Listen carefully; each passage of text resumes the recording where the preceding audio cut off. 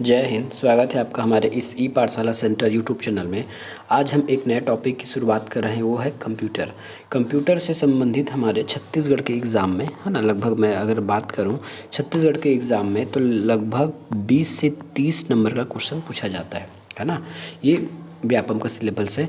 PSC में भी कम से कम 10 से 15 नंबर का क्वेश्चन तो आता ही है, लेकिन यदि हम व्यापम को टारगेट करते हुए चलते हैं तो हमको केवल कंप्यूटर सेक्शन से, है ना, केवल कंप्यूटर वाले टॉपिक से 20 से 30 क्वेश्चन पूछे जाते हैं।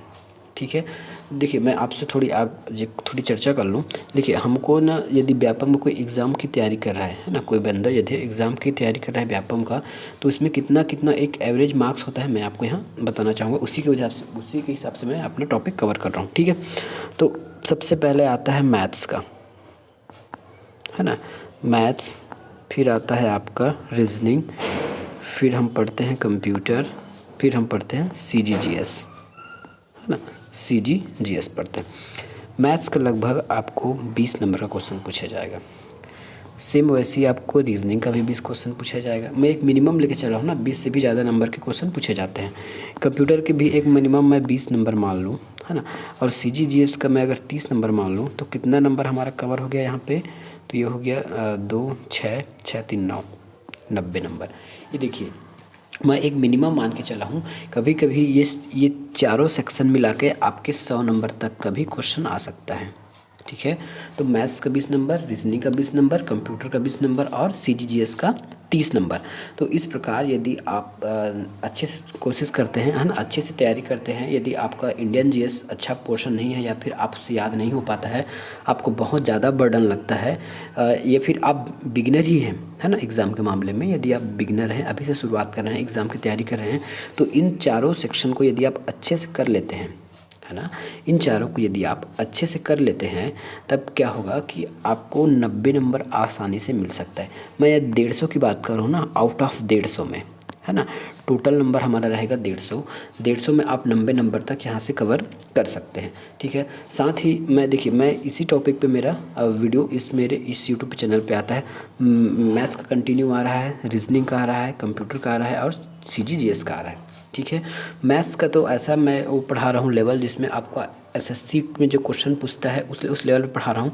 उसके बाद ये हम छत्तीसगढ़ के जो क्वेश्चन पूछे गए हैं एग्ज़ामों में उसको सॉल्व करने की देख रहे हैं, तो वो हमारे बहुत ईजी से सॉल्व हो जा रहा है। उसी प्रकार रीजनिंग है, CGGS है और कंप्यूटर। आज से कंप्यूटर का भी क्वेश्चन हम लगाना शुरू करेंगे। पहले कुछ बेसिक बातें कर लेंगे थ्योरेटिकल में, उसके बाद छत्तीसगढ़ के पुराने क्वेश्चन जो आए हैं या फिर अन्य राज्यों के जो क्वेश्चन आए हैं उसको हम कवर करते हुए चलेंगे। ठीक है, तो ये चारों सेक्शन मेरे YouTube चैनल में, है ना, इसमें उपलब्ध है ये चारों सब।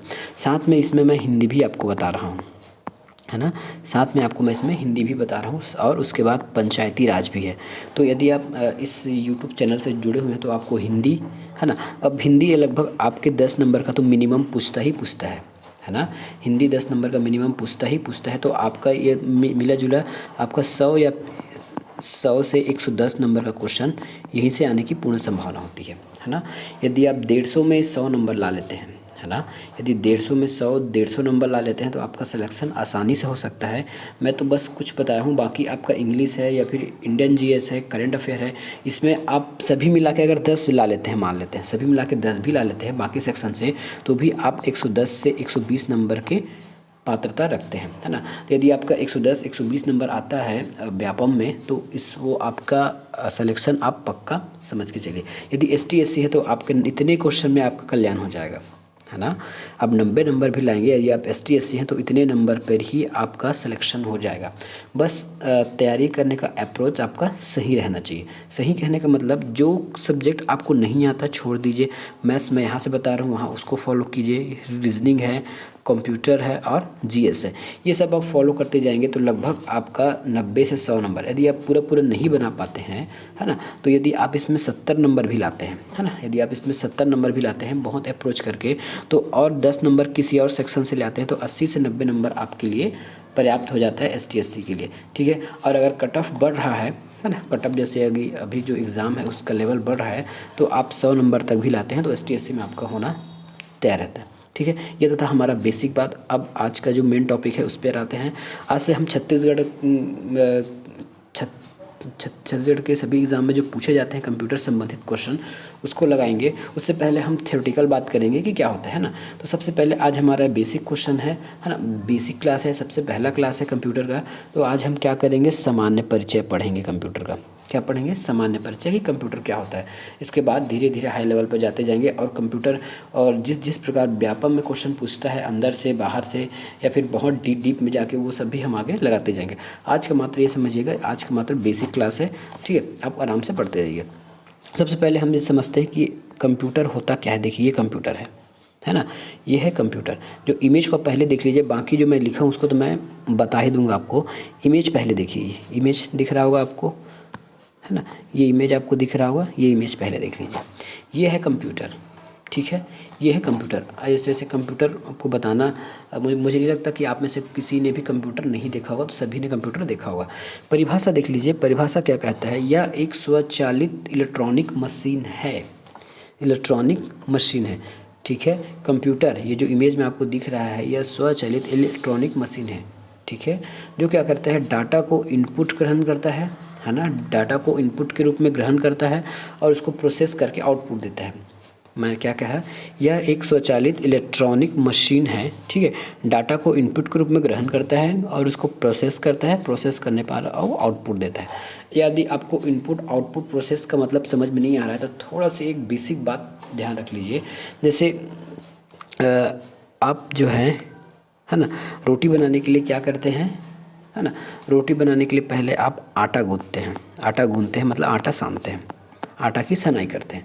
आटा सानने के बाद इसको लोई बनाकर आप इसको तवे में रख देते हैं, है ना। लोई बनाने के बाद आप उसको तवे में रख देते हैं रोटी को, ठीक है। उसके बाद आप इसको गर्मा गर्म प्लेट में सजाते हैं खाने के लिए। किसके लिए, खाने के लिए। अब देखिए इनपुट का मतलब क्या हो गया, आपने डेटा को इनपुट किया, मतलब आपने डेटा की पहले तैयारी की, उसकी ये तैयारी है ना, आटा डाला, पानी डाला, नमक डाला, जो भी डाला।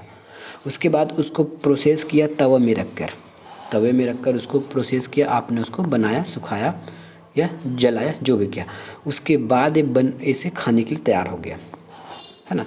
तो ये होता है आपका इनपुट, ये होता है आपका प्रोसेस, ये होता है आपका आउटपुट, ठीक है। समझ गया मैं क्या समझाना चाहता हूँ, चलिए ठीक है। मेरे कहने का मतलब ये है, यदि आप कुछ भी डाटा डालते हो तो आपको आउटपुट करके देता है। जैसे आप ये कीबोर्ड है ना, इस कीबोर्ड से 5+7 इंटर करेंगे, है ना, 5+7 करेंगे तो ये इसके प्रोसेसर में जाएगा, ठीक है। प्रोसेसर में जाने के बाद ही आपको इस स्क्रीन में उसको शो कर देगा 7 5 12 ऐसा, इस प्रकार, ठीक है। तो क्या हुआ, पहले आपने इस कीबोर्ड से बटन दबा के 5+7 इंटर किया, ये इस कंप्यूटर के उस सीपीयू में गया, सीपीयू में जाके वो प्रोसेस हुआ, उसको पता चला कि इसको प्लस करना है कि माइनस करना है, जो करना है उसको करने के बाद आपको मॉनिटर में उसको शो करा दिया। तो ये होता है इसका आउटपुट, ठीक है। तो क्या समझे हमने, कंप्यूटर एक स्वचालित इलेक्ट्रॉनिक मशीन। अब स्वचालित क्यों बोल रहे हैं, क्या खुद से चलता है क्या कंप्यूटर, या इसको चलाना पड़ता है। देखिए यहाँ पे एक मतभेद का सवाल उठ सकता है। स्वचालित इलेक्ट्रॉनिक मशीन बोले हैं तो स्वचालित इसलिए बोले हैं कि इसमें बहुत सारे सेट ऑफ प्रोग्राम पहले से डले होते हैं, है ना, सेट ऑफ प्रोग्राम पहले से डले होते हैं, वो ऑटोमेटिक उस सबको करते रहते हैं। बस आपको उसे कमांड देने की आवश्यकता होती है कि उसको आप करना क्या है। मतलब कोई जैसे बंदा है ना, कोई ये बंदा है, आपने इसको बोल के रखा है कि ये काम करना है ना, जैसे ये झाड़ वगैरह है, इसमें पानी देना है, इनको हमने बोल के रखा है, ठीक है। ये खुद तो कर सकता है, लेकिन जब तक नहीं करेगा तब तक आप इसको ऑर्डर नहीं दोगे, है ना, ऑर्डर नहीं दोगे। जैसे ही आप ऑर्डर दोगे तो ये इस पेड़ पर पानी डालना शुरू कर देगा। उसी प्रकार ये कंप्यूटर का मशीन है, बस आपको इसको ऑर्डर देना पड़ता है कि इनको आप करना क्या है, उसके बाद वो स्वतः बाकी काम स्वयं कर लेता है, ऐसा है। इसीलिए इसको स्वचालित इलेक्ट्रॉनिक मशीन बोला गया है, ठीक है। अगला डेफिनेशन की ओर चले। इस शब्द की उत्पत्ति कहाँ हुई है, मतलब किस शब्द की, कंप्यूटर की, COMPUTER, कंप्यूटर शब्द की उत्पत्ति कहाँ से हुई है, तो ये ग्रीक भाषा से हुई है। कंप्यूटर शब्द की उत्पत्ति जो है ग्रीक भाषा से हुई है, और ग्रीक भाषा के कंप्यूट शब्द से हुई है ना, ग्रीक भाषा के कंप्यूट शब्द से हुआ है, ग्रीक भाषा के कंप्यूट शब्द से हुआ है, ठीक है। कंप्यूट शब्द से इसका जन्म हुआ है, कंप्यूटर शब्द का। हिंदी में कंप्यूटर को हम बोलते हैं संगणक, ठीक है। हिंदी में हम कंप्यूटर को क्या बोलते हैं? हिंदी में हम कंप्यूटर को बोलते हैं संगणक बोलते हैं। संगणक मतलब होता है कंप्यूटर। यदि आपको हिंदी में यदि कोई क्वेश्चन पूछ दिया जाता है कंप्यूटर का क्या नाम है, तो इसको बोला जाता है संगणक। ठीक है। तो कंप्यूटर के काम बहुत सारे, हम इसको आगे समझते जाएंगे। ठीक है, चलिए अब नेक्स्ट पेज चलते हैं। नेक्स्ट पेज है कंप्यूटर की विशेषताएं, पहले देख लीजिए, है ना। कंप्यूटर की, फिर उसके बाद कार्य देखेंगे, फिर विशेषताएं देख लीजिए। सबसे पहले विशेषता क्या होगी? कंप्यूटर की विशेषता है कि गति है, इसकी स्पीड बहुत ज़्यादा है। सेकंडों में ये मान निकाल सकता है।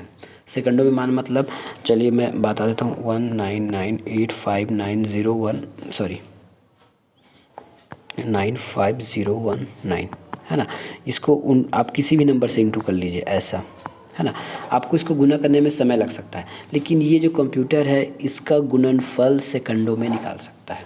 मैं तो आपको छोटा छोटा बात बता रहा हूँ, है ना, जो आपको समझ में आ सके। वैसे कंप्यूटर का काम तो बहुत वास्ट है, बहुत ज़्यादा, है ना। आजकल ऐसा कोई भी संस्था नहीं होगा या फिर कोई भी ऑर्गेनाइजेशन नहीं होगा जो बिना कंप्यूटर के काम करता होगा। ठीक है। तो ये कंप्यूटर जो बहुत तेज़ी से करता है, बहुत तेज़ी से करता है। कभी कभी आपका कंप्यूटर स्लो हो जाता है, यदि एक काम करते हो तो देखिए कभी कभी वो स्लो हो जाता है। जब आप ग्राफिक्स काम करते हो ना, ग्राफिक्स का, है ना, ग्राफिक्स का यदि आप काम करोगे उस समय आपका कंप्यूटर थोड़ा स्लो हो जाता है। ठीक है। लेकिन यदि आपके सिस्टम में अच्छे से एंटीवायरस डाला है, आपका सिस्टम एकदम ओके है, तो भी उसमें कोई भी दिक्कत नहीं आती है। ठीक है। इसकी जो गणना है वो नैनो सेकंडों में होती है। इसकी जो गणना है नैनो सेकंड में होती है। नैनो सेकंड को कैसे लिख सकते हैं? 10 की घात -ये। ठीक है। सेकंड का इतना भाग, जैसे एक सेकंड का इतना भाग, एक सेकंड का कितना भाग मतलब, जैसे एक लिखिए और 1 2 3 4 5 6 7 8 9 लिखिए। एक सेकंड का कितना गिन लीजिए? इकाई, दहाई, सैकड़ा, हज़ार, 10,000, लाख, 10 लाख, करोड़, 10 करोड़, अरब। एक सेकंड का 1 अरबवां भाग में आप कभी इसको डिवाइड भी नहीं कर पाओगे, है ना। एक सेकंड का 1 अरबवां भाग में ये काम कर लेता है। ठीक है। अब इसकी स्पीड को कैसे नापते हैं देखिएगा, स्पीड कैसे नापते हैं इसकी, है ना। इसकी स्पीड को भी नापा जाता है। जैसे स्पीड नापना मतलब क्या हो सकता है? जैसे आप दौड़ते हैं, है ना, यदि आप दौड़ लगाते हैं तो इसको किस में ना जाता है? मीटर प्रति सेकंड में नापा जाता है दौड़ को, है ना। इसका जो स्पीड है मीटर प्रति सेकंड में नापा जाता है कि आप कितना स्पीड दौड़े, है ना। या फिर आप कितना काम किए, कितना क्या किए, इसको हम नापते हैं। या फिर किसी भी चीज़ को यदि हम, जैसे वज़न हो गया, वज़न को हम किससे नापते हैं? तो किलो से नापते हैं, किलो या फिर ग्राम में नापते हैं। ठीक है। ये वज़न का मापक है। लेकिन कंप्यूटर कितना स्पीड से काम कर सकता है ना। ये तो नैनो सेकंड हमने बोला था, वो तो उसका टाइम बता रहा है, लेकिन इसकी एक मापने की भी एक इकाई होती है, उसको हम बोलते हैं हर्ट्ज़। क्या बोलते हैं? हर्ट्ज़।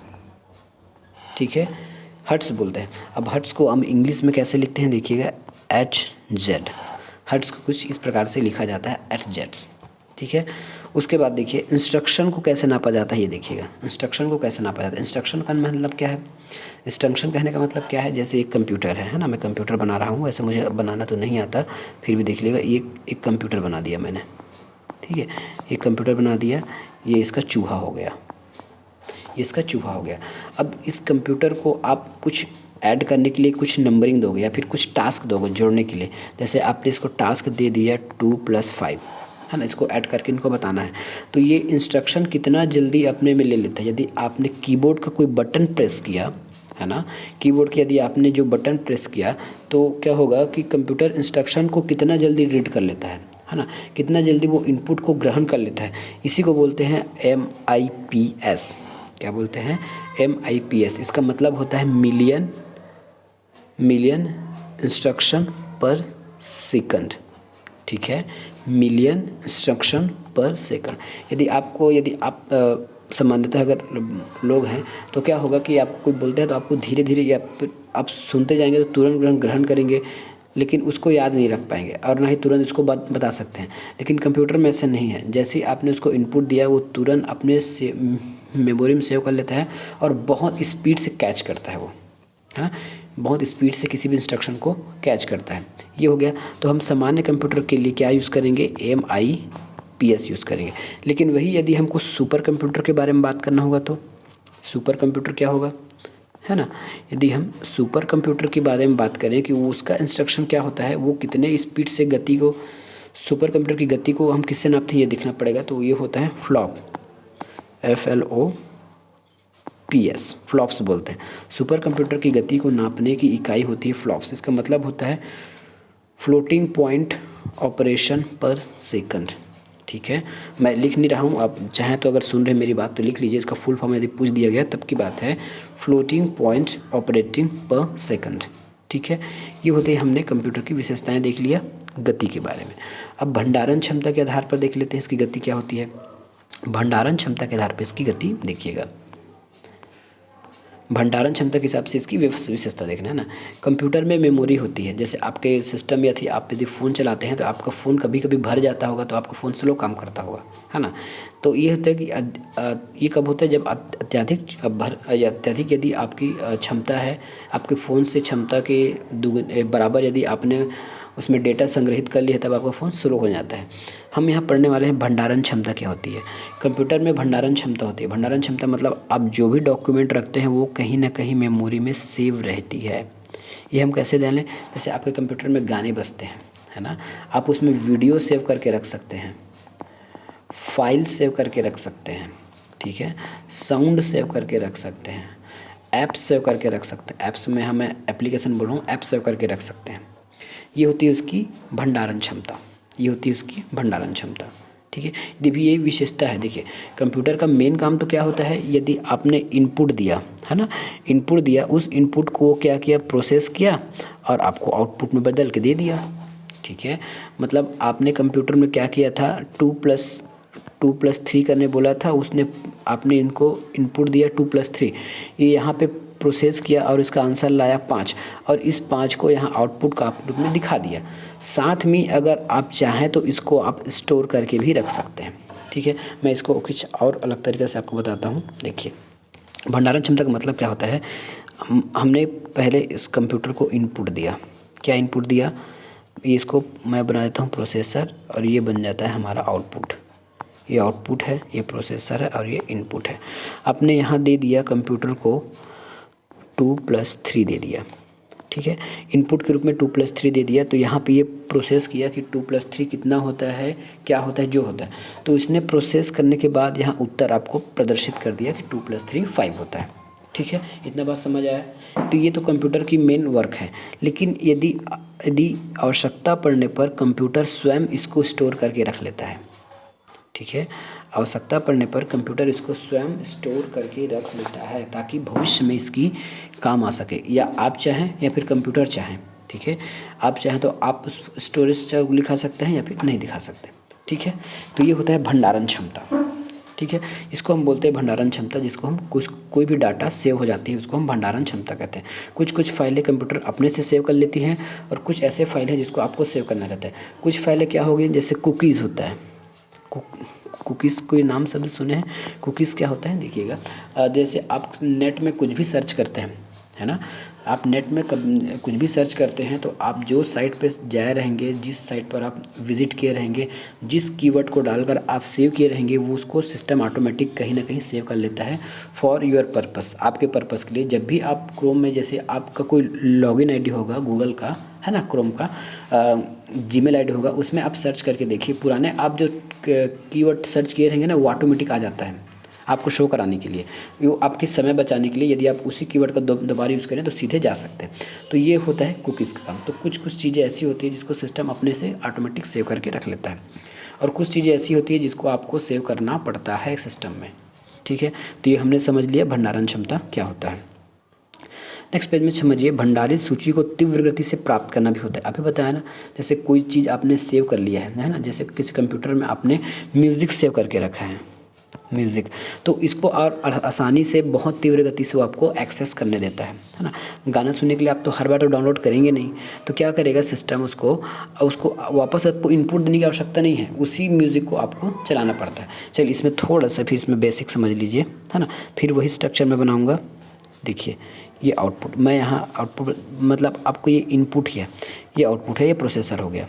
ठीक है, मुझे गाने सुनना है, तो क्या करूँगा, मैं एक पेन ड्राइव से, है ना, एक पेन ड्राइव से इसमें साउंड डालूंगा, या पेन ड्राइव लगाऊंगा, उसमें मुझे म्यूज़िक सुनना है है ना। तो क्या हो गया, ये वाला म्यूज़िक इसमें जाएगा, है ना, वो प्रोसेस करेगा, जो भी चलाएगा, उसके बाद आपके पास रहेगा स्पीकर, है ना, ये रहेगा स्पीकर, ये इस स्पीकर में साउंड बजने लगेगा। ठीक है, तो पहला प्रोसेस क्या हुआ, आपने पेन ड्राइव से उसको इनपुट दिया, उसके बाद ही वो चालू हुआ। दूसरा रीज़न ये हो सकता है या फिर दूसरा तरीका ये हो सकता है कि वो स्टोरेज मेमोरी में कहीं ना कहीं वो म्यूज़िक सेव होगा, है ना, उस तो उसको आप बिना पेन ड्राइव लगाए या फिर आप बाहरी कोई फाइल दिए, आप इसी डेटा को यूज़ करके प्रोसेसर में भेजोगे प्रोसेस करने के लिए, वो उस म्यूज़िक को प्रोसेस करके सीधा आउटपुट भेज देगा स्पीकर में और आप गाना सुनना शुरू करोगे। तो उसी को बोलते हैं भंडारित सूचना को तीव्र गति से प्राप्त करना। बहुत जल्दी ये तीव्र गति को प्राप्त कर लेता है। अगला है गोपनीयता। क्या होता है ये देखिए, गोपनीयता। गोपनीयता का मतलब होता है किसी चीज़ को छुपा कर रखना, लॉक करके रखना, है ना, जैसे ताला मार के रखना, इसको हम बोलते हैं गोपनीयता। अब कंप्यूटर में गोपनीयता कैसे काम कर सकता है, देखिए तो कंप्यूटर में गोपनीयता कैसे काम करता होगा, आपको पता होगा। जैसे ही आप सिस्टम हो जाते हो, आपको लॉगिन करने बोलते हैं या फिर साइन इन बोलता है, ये साइन करने बोलता है, साइन इन करने बोलता है या लॉगिन करने बोलता है। आप सुने होंगे ना, देखे होंगे, आपके कंप्यूटर में भी होगा। तो जैसे ही आप ऑफिस जाते होंगे या आपके घर में होगा, तो जैसे ही कंप्यूटर चालू करेंगे, यदि आप उसमें लॉक फैसिलिटी ऑन करके रखे हैं, तब आप जब तक उसमें पासवर्ड नहीं डालेंगे तब तक वो आगे नहीं बढ़ता। ये होती है इसकी गोपनीयता, है ना। यदि आप एक्सेल यूज़ कर रहे हैं, एक्सेल, तो इसके शीट को भी आप इसके जो सीट है उसमें भी आप पासवर्ड डाल के रख सकते हैं, केवल उस सीट में। जब तक आप पासवर्ड नहीं डालेंगे तब तक वो फाइल नहीं खुलेगी। तीसरा हो सकता है आप किसी फाइल को हाइड करके रख सकते हैं, हाइड करके रख सकते हैं, है ना। सामान्यतः वो फाइल किसी को शो नहीं होगा, लेकिन यदि किसी को पता होगा कि उसको शो कैसे कराते हैं तो वो जान लेगा। वैसे ये ज़्यादा कारगर नहीं है, लेकिन कभी कभी ये काम आता है। आप चाहें तो फाइल को हाइड करके रख सकते हैं। नहीं तो सबसे अच्छा तरीका होता है इसमें लॉगिन सिस्टम रहेगा या फिर उसमें पासवर्ड डाल सकते हैं। दूसरा, जैसे आप ऑनलाइन कुछ भी सर्च करते हैं या फिर ऑनलाइन आपका जो भी फॉर्म होता है ना, आपको उसमें यूज़र आईडी और आपको पासवर्ड पूछता है, वो यूज़र आईडी और पासवर्ड पूछता है। तो ये भी गोपनीयता का एक अंग है आपके कंप्यूटर में। ठीक है, इतना समझ में आया। अब चलते हैं नेक्स्ट टॉपिक पे। नेक्स्ट क्या है, त्रुटि रहित कार्य करता है कंप्यूटर। याद रखिएगा, कंप्यूटर एक मशीन है, कंप्यूटर से कभी भी कुछ भी गलत नहीं होता, है ना। मशीन से गलत नहीं होता, मशीन गलती नहीं करता। ठीक है, मशीन जो है गलती नहीं करता, याद रखिएगा, मशीन कभी भी गलती नहीं करता। ठीक है, भले ही हाँ, हो सकता है आपने उसको इनपुट गलत तरीके से दिया हो, वो अलग बात है। हाँ, मशीन ख़राब हो सकता है, मशीन जो है ख़राब हो सकता है, ख़राब हो सकता है, लेकिन गलती नहीं कर सकता। याद रखिएगा, मशीन के पावर खुद से सोचने समझने की बुद्धि नहीं है, है ना। गलती वो करता है जिसको कुछ सोचने समझने की क्षमता होती है। मशीन के पास कुछ भी सोचने समझने की क्षमता नहीं है, तो मशीन से गलती नहीं होता। ठीक है, मशीन से गलती नहीं होता। हम ये जरूर बोल देते हैं कि मशीन ने गलत किया या फिर मशीन से गलत प्रिंट आया, वो ऐसा नहीं हो सकता, है ना। मशीन कभी भी गलती नहीं कर सकता। हो सकता है वो ख़राब होगा, उस वजह से कुछ भी प्रिंट ना आया होगा या फिर साउंड जनरेट नहीं हुआ होगा, जो भी हुआ होगा, है ना, लेकिन मशीन कभी भी गलती नहीं करता। ज़्यादा से ज़्यादा आपका मशीन ख़राब हो सकता है, उसमें बग आ सकता है या फिर वो हैंग हो सकता है, लेकिन मशीन आपको कभी भी गलत जानकारी नहीं देगा। ठीक है, आप कुछ भी कोशिश कर लीजिएगा, मशीन कभी भी गलती नहीं करेगा। हो सकता है आपके समझने में गलती हो रहा होगा, तो त्रुटिहीन कार्य का मतलब है मशीन कभी भी गलती नहीं कर सकता। याद रखिएगा, मशीन ख़राब हो सकता है, गलती नहीं करेगा। चलिए ठीक है, नेक्स्ट हमको क्या पढ़ना है कि एक समय में एक से अधिक काम, एक समय में एक से अधिक काम, इसको बोलते हैं मल्टीटास्किंग, है ना। इसको बोलते हैं मल्टीटास्किंग, इसको हम बोलते हैं मल्टीटास्किंग। मल्टीटास्किंग का क्या मतलब है, कंप्यूटर में आप एक साथ साउंड सुन सकते हैं, है ना, किसी फाइल में काम कर सकते हैं, नेट में कुछ अपलोड कर सकते हैं या फिर कुछ डाउनलोड कर सकते हैं। एक से अधिक काम आप एक ही समय में कर सकते हैं कंप्यूटर से, है ना। एक साइड आप लगाए पीडी लगा दिए पेन ड्राइव, उसमें से आप कॉपी कर रहे हैं, है ना, और एक और पीडी लगा दी, उसमें से आप पेस्ट कर रहे हैं। तो कॉपी पेस्ट, गाना सुनना, ये सब कितना आप एक ही समय में कई काम उस सिस्टम से ले सकते हैं, उस सिस्टम की क्षमता के अनुसार। ठीक है, सिस्टम के देखिए, मैं सिस्टम शब्द यूज़ करूँगा ना, तो सिस्टम जहाँ भी बोलूँगा उसको मतलब आप कंप्यूटर ही मानिएगा, SYSTEM, STEM, सिस्टम, है ना। सिस्टम का मतलब होता है कंप्यूटर। मैं जहाँ भी सिस्टम का यूज़ करूँ, शब्द का यूज़ करूँगा, तो आपको मान के चलना है कि मैं कंप्यूटर के बारे में ही बात कर रहा हूँ, ठीक है। तो सिस्टम में एक बार में आप अधिक काम कर सकते हैं। साउंड, फाइल, फ़ोटो, नेट, जो भी कर रहे हैं वो सब आप एक बार में कर सकते हैं। अगला है, देखते हैं अब देखते हैं इसकी कार्यप्रणाली क्या है, ठीक है। वैसे तो हमने पहले एक ऑप्शन में देख लिया है। तो सबसे पहले हम यहाँ देखेंगे कि कंप्यूटर का कार्यप्रणाली कैसा होता है, या फिर कंप्यूटर कार्यप्रणाली क्या है, या फिर उसका कार्य क्या चीज़ है। चलिए देखते हैं कंप्यूटर की कार्यप्रणाली या फिर उसके कार्य क्या क्या है। सबसे पहले देखते हैं कार्यप्रणाली मतलब कोई भी चीज़ वर्क कैसे करता है, कोई भी चीज़ जो है वर्क कैसे करता है। इसमें देखने से पहले आप ये देख लीजिएगा, इधर ऐसे सीधा, सॉरी, है ना, ये सीधा रो इधर रहेगा, ये सीधा इधर रह चलेगा, और ये बाय डायरेक्शनल रहेगा, ठीक है। ये आपका बाय डायरेक्शनल रहेगा। यस, बाय डायरेक्शनल का मतलब ये है कि CPU से मेमोरी में आ सकता है और मेमोरी से CPU में जा सकता है। उसी प्रकार स्टोरेज डिवाइस से मेमोरी में आ सकता है और मेमोरी से स्टोरेज डिवाइस में आ सकता है, ठीक है। इसको बोलते हैं बाय डायरेक्शनल। वैसे मुझे लगाने की आवश्यकता तो नहीं होना चाहिए, क्योंकि इसमें इसको मान लीजिएगा बाय डायरेक्शनल, आगे पीछे तीर लगा है तो ये बाय डायरेक्शनल है, और ये सिंगल डायरेक्शनल है, मतलब ये सिंगल साइड काम करता है। चलिए अब समझते हैं कि कंप्यूटर काम कैसे करता है, ठीक है। अब हम इस पेज में समझेंगे कंप्यूटर काम कैसे करता है। इनपुट, है ना, आप किसी भी चीज़ में इनपुट देंगे, है ना, किसी भी चीज़ में इनपुट देंगे। जैसे मैं एक क्वेश्चन बनाता हूँ, है ना, एक मैं प्रश्न बनाता हूँ, जैसे वही गुना भाग वाला एक प्रश्न बनाते हैं। पहले एक क्वेश्चन देखेंगे, बाकी एक और क्वेश्चन देख लेंगे। पहला क्वेश्चन हमने देखा 5 + 3 - 2, ठीक है। ये मैंने कीबोर्ड से इनपुट दे दिया, है ना, ये है मेरा कीबोर्ड, ठीक है, ये है मेरा कीबोर्ड। मैंने कीबोर्ड से इसको इनपुट दे दिया 5 + 3 - 2, है ना। तो ये इनपुट जाएगा मेमोरी के पास, ये इनपुट जाएगा मेरे मेमोरी के पास। इसी को हम CPU भी बोल सकते हैं, ठीक है, इसी को हम CPU भी बोल सकते हैं, लेकिन मेनली बोलिए मेमोरी, है ना। उसमें जब इसका ब्लॉक डायग्राम पढ़ेंगे ना, कंप्यूटर का मेमोरी है, ब्लॉक डायग्राम है, CPU के अंदर क्या क्या होता है, क्या उसमें ALU क्या है, रजिस्टर क्या है, कैश क्या है, ये सब आगे जब देखेंगे तो उसको और ज़्यादा डिफाइन करेंगे। फिलहाल आप इतना समझ लीजिए कि ये मेमोरी में गया, ठीक है। जैसे ये मेमोरी में गया तो क्या हुआ, इसको CPU के पास भेज दिया गया प्रोसेस कराने के लिए, CPU के पास इसको प्रोसेस कराने के लिए भेज दिया गया, ठीक है। CPU के पास इसको प्रोसेस कराने के लिए भेज दिया। या आप ये मान लीजिए कि ये तीनों एक ही अंग हैं, ये दोनों जो हैं एक ही अंग हैं, ऐसे ये दोनों जो है एक ही अंग है ना। तो ये CPU में आया, CPU जैसी आया तो उसको दिखा कि इसमें 5 लगा है, 5 के बाद प्लस है, प्लस के बाद 3 है, फिर -2 है। इसका मतलब ये क्या हुआ, देखिए इसके अंदर क्या प्रोसेस हो रहा होगा उसको मैं यहाँ लिख रहा हूँ, है ना। ये तो हमारा क्वेश्चन था। अब प्रोसेस कैसे हो रहा है देखिए, पहले क्या करेगा, 5 और 3 को जोड़ देगा तो ये 8 हो जाएगा, -2 करेगा, ठीक है, यही होगा ना, -2 करेगा तो ये हो जाएगा आपका 6, ठीक है। तो प्रोसेसर में इतना काम हो गया, है ना, प्रोसेसर में इतना काम हो गया, प्रोसेसर मतलब CPU में इतना काम हो गया। उसके बाद ये चला गया कहाँ पे, आउटपुट में। आउटपुट में आपका स्क्रीन लगा होगा, है ना, आउटपुट के रूप में आपका स्क्रीन लगा होगा, यहाँ आपका ये 6 डिस्प्ले हो जाएगा, है ना, क्योंकि आपने इनपुट दिया था 5 + 3 + -2, है ना, उसको CPU ने प्रोसेस करके आपको 6 शो करा दिया, ठीक है। अब यदि आप इस डेटा को भविष्य के लिए सेव करना चाहें तो इसमें सेव कर सकते हैं, ठीक है। भविष्य में यदि आप इसको सेव करना चाहें तो इसको सेव करके रख सकते हैं, ठीक है। सेव करके रखना चाहें तो आप इसको सेव कर सकते हैं स्टोरेज डिवाइस में।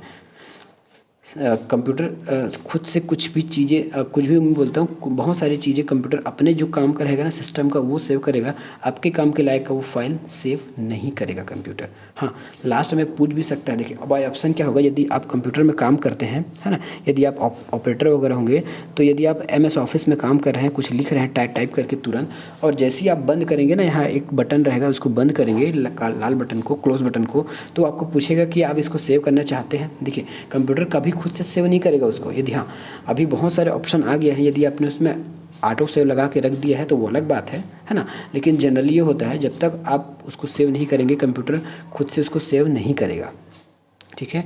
जितना काम आप किए रहेंगे वो उसको आपको खुद को सेव करना रहेगा। यदि आपने ऑटो सेव लगा के रखा है तो वो अलग बात है, ठीक है, तो वो ऑटोमेटिक सेव करते रहेगा। लेकिन यदि ऑटो सेव नहीं है किसी फाइल में या फिर किसी भी ऑप्शन में, किसी भी सॉफ्टवेयर में, तो वो आपको खुद से सेव करना होगा।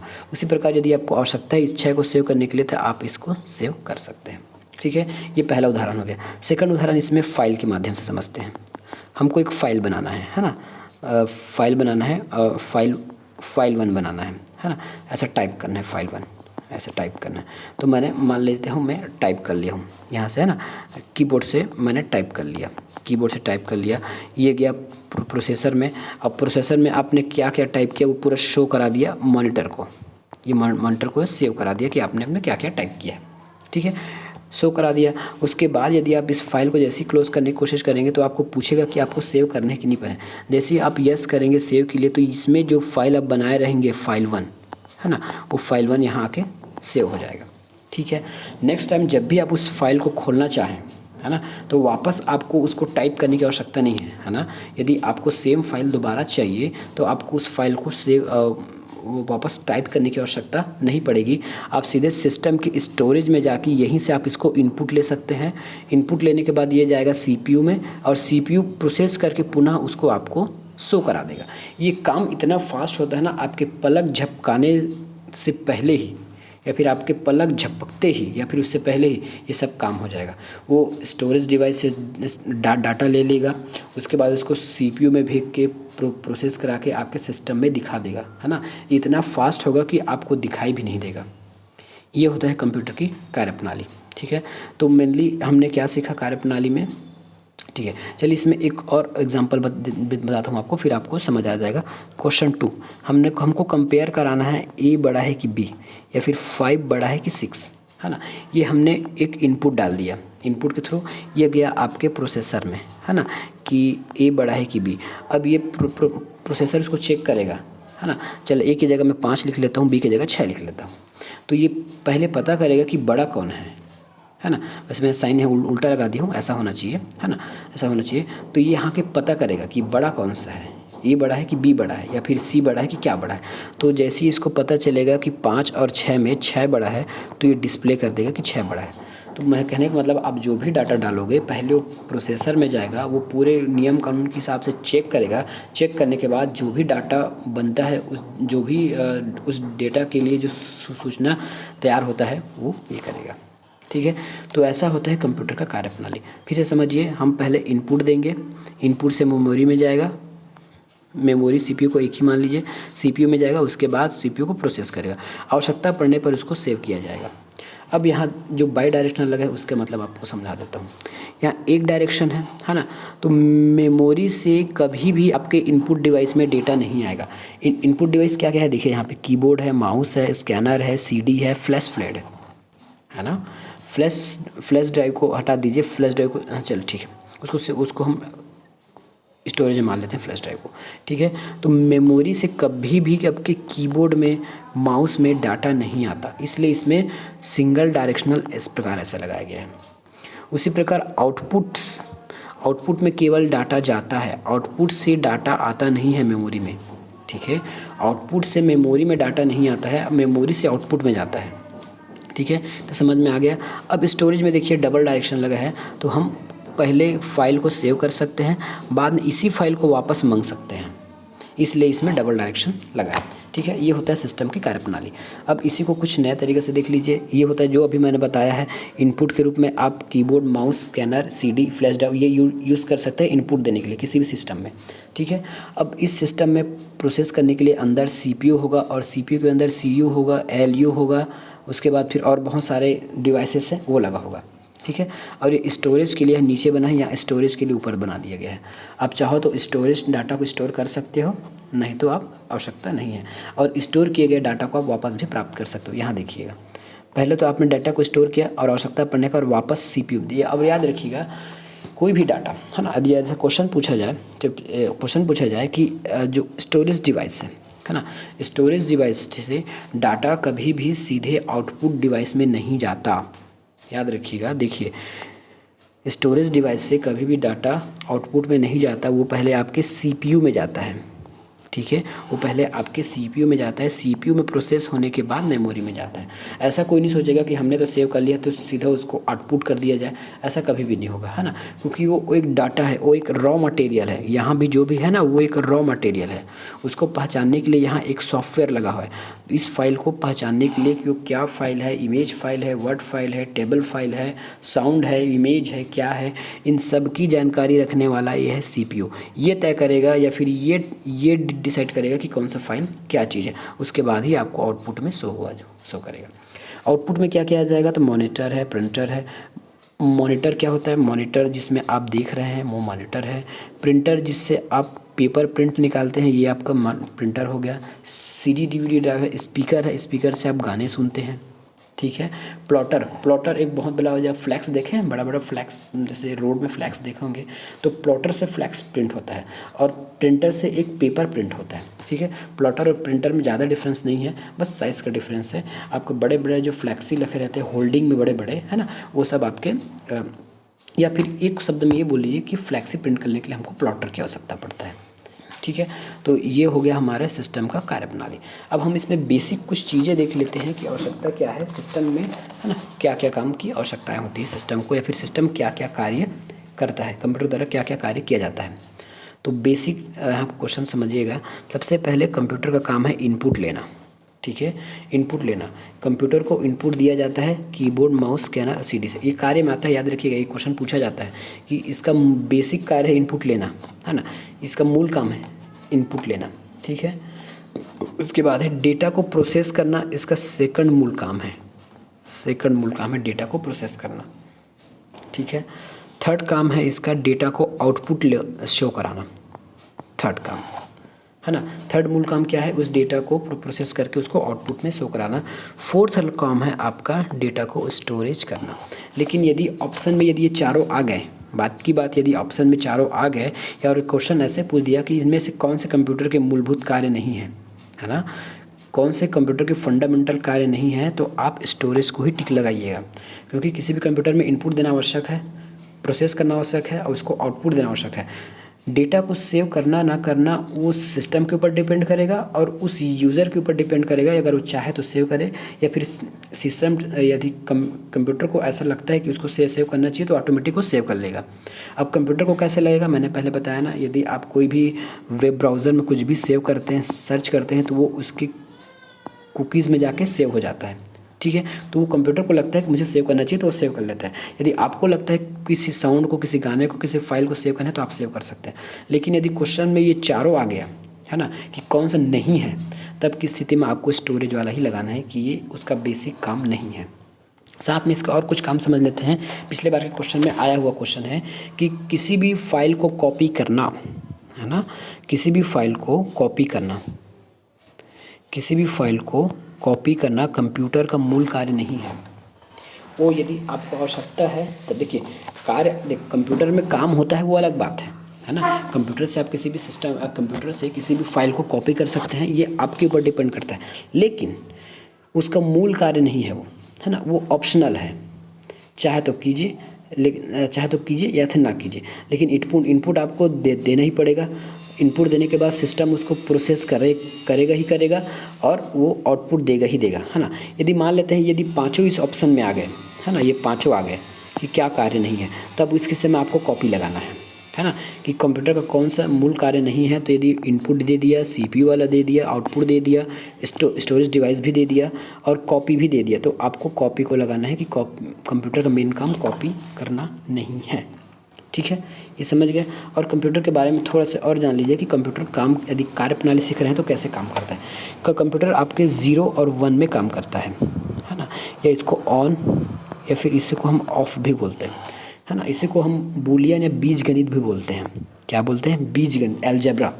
इंग्लिश में अलजेब्रा बोलेंगे, हिंदी में बीजगणित बोलते हैं, ठीक है, बीजगणित बोलते हैं। तो कंप्यूटर जो है ऑन ऑफ में काम करता है। 0 का मतलब होता है ऑफ, है ना, 1 का मतलब होता है ऑन, ठीक है। 0 का मतलब ऑफ और 1 का मतलब ऑन होता है, और ये बीजगणित के मूल्यांकन में काम करता है, ठीक है। अब कंप्यूटर का मेन कंप्यूटर जो है डाटा का विश्लेषण भी नहीं करता। एक क्वेश्चन में आया था, डाटा विश्लेषण का मतलब क्या होता है? डाटा एनालिसिस करना, डेटा एनालिसिस करना, डेटा एनालिसिस करना, एनालाइजिंग, डाटा एनालाइजिंग। लेकिन देखिए समय के साथ ना इसकी परिभाषाएं बढ़ती जा रही है। बहुत सारे कंप्यूटर अब ये भी करने लगे हैं कि डाटा को एनालिसिस करने लग गए हैं, है ना। कौन सा डाटा उसके लिए काम का है, कौन सा डाटा नहीं है। तो ऐसा जब क्वेश्चन आता है तो ये विलोपित होने का भी चांस हो जाता है। जैसे आजकल के बहुत सारे कंप्यूटर ऐसे हैं जो अलग अलग विभाग में काम कर रहे हैं, कंप्यूटर से काम किया जा रहा है, वो कुछ चीज़ों को छोड़ता है, कुछ चीज़ों को पकड़ लेते हैं। तो मतलब उसमें एक कोडिंग फिक्स करके रखा जाता है। तो ये भी बोल सकते हैं कि डाटा एनालिसिस करता है, लेकिन मूलतः उसका काम एनालिसिस करना नहीं है। एनालिसिस का मतलब क्या होता है? आपने जो भी डाटा दिया, मतलब आपने किसी का नाम दे दिया, है ना, तो इस नाम पर कंप्यूटर कोई विचार नहीं करेगा कि किसका नाम है, क्यों है, कौन दिया, कहाँ से आया। इसका काम नहीं है ये। बस इसको आपने इनपुट दे दिया, उसको प्रोसेस करके आउटपुट करा के शो करा देगा। ये होता है एनालिसिस का कार्य। ठीक है, नेक्स्ट पेज देखिए। तो ये था हमारा कंप्यूटर का आज का काम, है ना। आज की पढ़ाई आज यहीं तक होगी। उसके बाद हम देखेंगे डेटा प्रोसेस की आवश्यक घटक। ठीक है, एक और है, इसमें देख लेते हैं डेटा की आवश्यक घटक क्या है। देख लीजिए, आवश्यक घटक मतलब क्या होता सकता है ना। किसी चीज़ को, यदि कंप्यूटर में आप काम कर रहे हैं तो आपको क्या क्या आवश्यकता हो सकता है। चलिए इसको समझते हैं, आपको क्या क्या आवश्यकता हो सकता है। मतलब मैं ये मान लेता हूँ कि ये कंप्यूटर है, ठीक है, ये कंप्यूटर है, ये आपका कीबोर्ड है, और ये आपका चूहा है। चूहा मतलब माउस, ठीक है, ये माउस है। इनपुट के रूप में दिए जाने वाला कमांड, इसके घटक मतलब समझिए इसके कुछ अंश हैं। अब निर्देश का मतलब क्या होता है? निर्देश का मतलब होता है ऑर्डर, है ना। आप कंप्यूटर को ऑर्डर देंगे, इनपुट के रूप में आप कुछ कमांड देंगे उनको, है ना, कि आपको किसी चीज़ को प्लस करना है, माइनस करना है, छोटा या बड़ा बताना है ना। छोटा बड़ा में आपको कंपेयर करना है, ये करना है। ये आपके निर्देश हो गए, है ना, निर्देश हो गए। मतलब आपने कंप्यूटर को ये पता करने बोल दिया कि इन दोनों में बड़ा कौन है ना। या फिर आपने कंप्यूटर को शट डाउन का आदेश दे दिया। शट डाउन का मतलब होता है बंद करना, ऐसे छोटे, शट डाउन मतलब बंद करना, है ना। या फिर कॉपी करने के लिए आपने उसको आदेश दे दिया किसी डेटा को, तो वो कॉपी करेगा। तो ये कंप्यूटर के ये इसके कार्य के आवश्यक घटक हो जाएंगे। डेटा क्या होता है ये बताइए। देखिए अगर मैं एक लिख रहा हूँ, है ना, ये बताइए क्या लिखा है। ये मैंने 100 लिखा है, लेकिन जब तक मैं 100, देखिए 100 क्या हो सकता है? ये 100 नंबर हो सकता है ना, रुपया हो सकता है ना, कोड हो सकता है। ठीक है, ये 100 मैंने, देखिए ये 100, अब इस फिर देखिए फिलहाल हम इसको 100 नहीं बोल सकते, इसको मैं 100 ही बोलूँगा। ठीक है, इसको फिर से समझिए, है ना। इसी में लोग गड़बड़ा जाते हैं, देखिए इसी में लोग गड़बड़ाते हैं। देखिए मैंने लिख दिया 100, तो ये क्या लिखा है? तो मैंने केवल 100 लिखा है। यदि मैं इसको नंबर के रूप में देखूं, है ना, तो ये 100 है ना। रुपये के रूप में देखूं तो ये 100 रुपया है, 100 रुपया है। तो ये जो 100 है नंबर भी हो सकता है, किसी का आपका रोल नंबर भी हो सकता है, रूम नंबर भी हो सकता है, या फिर रुपया पैसा भी हो सकता है, या फिर कोई कोड भी हो सकता है। ठीक है ना, कोड हो सकता है, या फिर बीजगणित का ये 1010 एक इनपुट डाटा भी हो सकता है। 10 अभी बताया था ना मैं कि कंप्यूटर हमेशा 101 में काम करता है। तो ये कंप्यूटर का 100 हो सकता है, मतलब ये ऑन ऑफ है ना, ये ऑफ भी हो सकता है। तो डाटा वो चीज़ है जो अव्यवस्थित आंकड़े हैं।